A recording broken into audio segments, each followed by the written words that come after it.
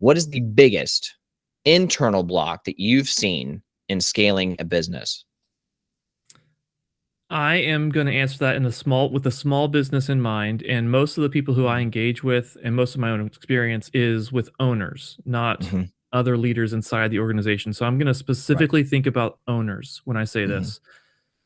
One of the biggest roadblocks that almost always starts off in the weakness category is your mindset.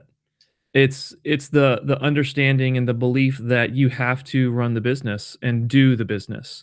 Mhm. And if you can adjust your mindset from basically I'll draw a distinction between entrepreneurs and business owners. A business owner is Okay. somebody who can create a business, run it well, build this thing, um, generate clients and revenue and profit and all of this, and their presence is needed for it to Mhm. happen. An Mhm. entrepreneur is someone who, instead of doing the jobs, creates the jobs, and they Mm. can leave and it still Mhm. works.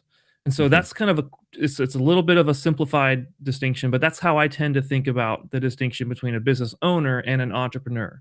Right. And so um, I think one of the struggles that a lot of business owners have is seeing themselves as an entrepreneur where they don't need to be needed in their own organization.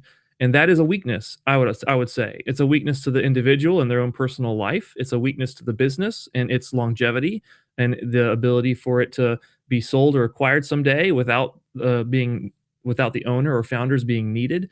It's a weakness. The goal in my mind is to turn that into a strength, to change that mindset. And um, I'll probably do this a few times in our conversation. Here's the first book I'll reference.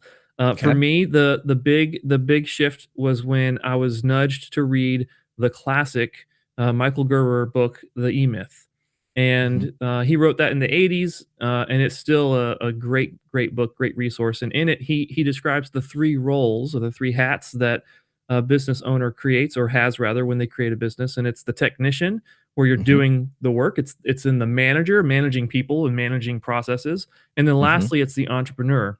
Mhm. And that book helped me change my mindset from one of needing to build a business that I will run and Mhm. kind of really runs me to building a business that has jobs that I have created that I'm not needed to fulfill long term. Mhm. So I think that's it might feel like a little bit of a simple answer, but our mindset as an owner is a huge barrier to scaling a business beyond ourselves.